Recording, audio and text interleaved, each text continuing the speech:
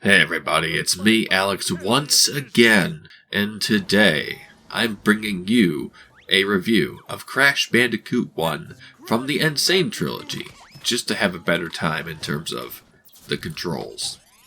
So, where do we begin? Well, let's begin with the fact that Crash 1 was the first game I've ever played, and in that experience, I was introduced to the 3D platformer. Well, hallway platformer anyway.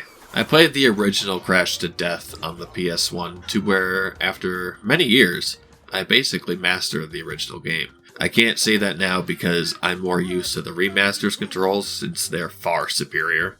Though most of this game was a breeze for me because, man, I replayed this one the most for how quick it is just to blow through the game and get 100%. Now the story is really simple.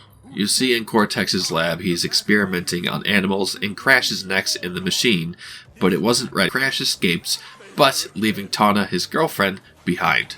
Now you must make your way through 3 islands to get to Cortex and save Tawna. That's the story. It's a Mario saving Peach scenario. Whoop-de-doo is nothing new. Crash now must make his way through many stages, bosses, and while you're at it, collecting gems. All of them. But not relics. They don't contribute to your percentage in this game. We can start with the most iconic stage in Crash and video games, really.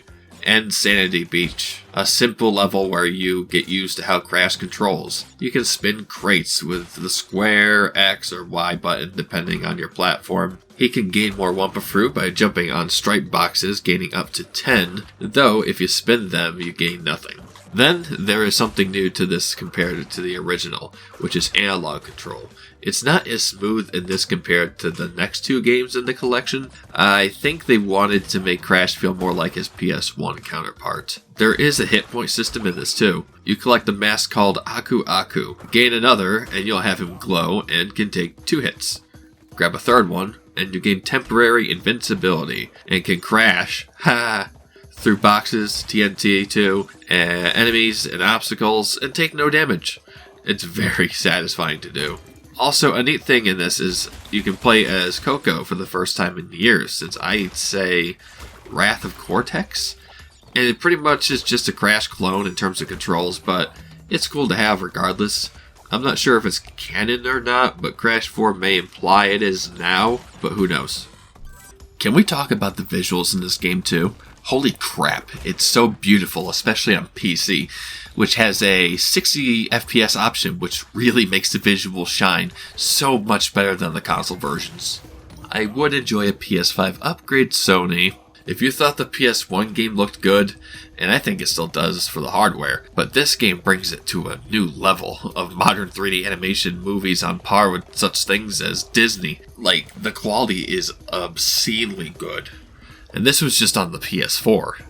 So imagine what it would look like if they made it for the PS5. So, yeah. And a few other companies that make 3D kids animation movies, they would be on tier with as well. So, with the character models, they look fantastic. I mean, the lip syncing is perfect.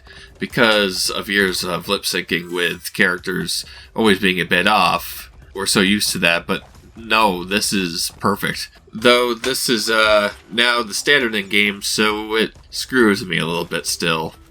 Kind of a boomer on that case, I suppose. In terms of the game itself, in design, it's a hallway platformer, which is a pseudo way to make a 3D game. But it also has 2D levels, which you can still move forward and backwards in, so it's just a 3D level from a different angle, which I honestly could do without. But they're still fun in some ways with that classic 2D platforming sensation in a few of the levels. There are a number of level themes, ranging from jungle-like areas, going up creeks, native structures, riding on a hog, which would become a staple in the future games in terms of animal riding. There's ancient temples and city levels, which are pretty cool. Dark depths of temples as well, which honestly were better in terms of atmosphere in the original. The music just doesn't fit the remake. It's too jazzy.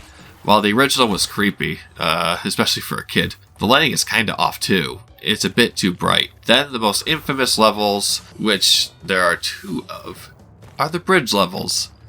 Honestly guys, minus 1 death or 2, Jumping between these is pretty easy. I didn't need the rope trick to get through it either, so I guess get good. Now at this point you will see the game branches off to another level after the first bridge stage, and in the next level you'll see a key icon, which is Sunset Vista. I'll get to those when I talk about the bonus levels. The next level trope is a lab-like area, or a factory area, where that green acid is being processed. It's one of my favorite stages. I never understood why. I guess it's a fun level to speed through, or maybe could be its bonus stage is memorable for the wrong reasons. Maybe that's it? Yeah, I think that's it. Then, we have our one and only level style, Cortex Power. I hate this level so much. It's easy to beat, but the true challenge comes from getting all the boxes. Not only do you need the blue gem from the next level, so hooray for backtracking. Oh, yeah, speaking of backtracking, you need to go do that a lot in this level. It's like, okay, not bad. You go to one pathway, there's the end of it, you get some boxes and you go back. And there's at one point where you're not sure where you're going, because you're going down another pathway, then it's like, okay, I gotta take this back pathway on the left or the right. And it could just really throw you in for a loop. So, yeah. Though, this wouldn't be so bad if the camera wasn't garbage. But, luckily, we are playing on the remaster, so we can die, thankfully. Because before, it was just such a nightmare. Just horrific. Because, in the original, if you died after getting the checkpoint, you could not get the gem. Even if you went back and got the boxes, I tested it in the first level, you will not be able to get the gem. You need to, after the first checkpoint, if you died, you had to restart the level over from scratch. That's probably why I mastered this game as a kid. It makes sense, I guess. But yeah, that was just, it was bad. And there was no box counter. Yeah, so anyway, next is what I would call a modified temple level. The generator room, which in the original was creepy as hell. Cortex was creepily floating towards and away from the screen, but in this he's just looks like he's saying crash, I think, with 2 frames of animation or so. Big downgrade in my opinion. Though the level, for the most part, retains a lot of what made it creepy, except the music. Though, yeah, pretty good level regardless. Next is the only level of its kind, and it's Toxic Waste. It's literally a hallway, and it's not that hard to be honest. When the bouncing barrels show up, just look at the floor for crack spots. Just don't stand there and you'll be fine. This also needs to be beaten without dying, and that's only for the color gems, thank God. Unlike the original, which was every gem. Some levels, it's easy, but some like Slippery Climb, just, oh no. The next is another bridge level. These honestly are boring to me, other than the first bridge level if you have the red gem. You could go to a temple section, which was cool. It stuck out. Granted it's short, but yeah, they also provide an Aku Aku mask if you screw the puzzle up. It's like they knew you would.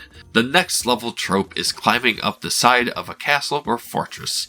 I feel like this would have fit for the semi-final level before Brio, but that's just me. And this is called Slippery Climb. It can be the hardest level in the base game, but I think the lab is harder for trying to beat it in one shot. And again, in this one, you can't die because it's a color gem. So that's just fantastic. You're gonna have fun with spinning platforms, jumping on birds, disappearing platforms, ascending platforms, just lots of great timing. It's an amazing level. 10 out of 10. Would always recommend. Anyway, next style of level is pitch black hallways, which basically where it has no power. There's no light or anything, and you need to get an Aku Aku mask right at the beginning, all the way to the end, to keep it lit. So the best tactic for this level is to just not stop moving when you get that mask and just keep darting forward. The last and final original level, because I know I'm missing out on another temple level, but I want to talk about just the original tropes. So the last trope, the final original level, is the lab, and it's probably the hardest to do in one shot. So you can get the yellow gem. Hooray. It's a nightmare due to making sure doors stay open and timing the disappearing platforms with the lightning shooting back and forth. Then you have the scientists with the electric hands. You need to have the scientists who have the electric hands to be timed just right when you go to hit them, otherwise just be electrocuted. And the hitboxes in this game are just kind of wonky in general. This level just sucks in general. I really hate it. Then we have the hardest level, the Great Hall. Wow, that was pretty hard, I'd say. And finally we have the bonus level of this game, DLC, as it were, Stormy Ascent. A cut level for being too hard, and I may agree with this one on the original Crash 1 engine, but after multiple deaths, you can beat this level, but it also has a complete Brio stage, an original one, which is more of a puzzle stage than anything, instead of just platforming to the end. I mean, you still do, but you have to actually think about what you're doing to get all the boxes. So it was a hard time the first time around, but after you get it the first time, you're like, oh yeah, no big deal. Let's quickly talk about the bonus stages. You have 3 types. Taunt stages, which in the original saved your progress, and these usually aren't that hard, minus the last one, from trying not to break the second bouncing box. If you know, you know, and I'm showing you right now, it was a bitch, for me anyway. The next type are embryo stages, and these are a harder version of taunt stages, and these bonus stages in the original didn't require you to get all the boxes, but in this one they do. Same goes for the taunt stages. The final type are the Cortex stages. In these, you earn a key, which is needed to unlock 2 levels. Remember how I mentioned that before? Which means you have 2 extra gems left to get. Notice how I didn't mention the relics. They are basically get to the end of the stage as fast as possible and break time crates to stop the timer. It does nothing in this game, nor does it do anything in Crash 2. That's honestly why I didn't really want to go into depth with these yet. Perhaps next time in Crash 3 after Crash 2. So next are the bosses. Oh boy, they're pretty easy to be honest. The first one, Papu Papu, is so easy, especially in the remake because you have more room to fight him, and he's actually shorter, and that makes him way easier to hit. And when he falls at the end, he doesn't have a chance to land on you like in the original. Yes, I died to him from that. I wasn't paying attention, and I laughed my ass off and beat him next time, because when he fell on me, I died. I was like, bro, that's amazingly bad. But anyway, the next one is Ripperoo, which is the first of a few bosses that were Cortex's creations, and they're after Crash, and honestly, they all kinda suck. Ripperoo, all you need to do is hit the big TNTs and hope they explode near him. Though, one thing I like is that each boss has a cutscene after you beat them. Koala Kong is next, and in this, you just spin the boulders he throws at you, and then he'll throw a heavy one, hit it back, and you're good to go, dodging the carts.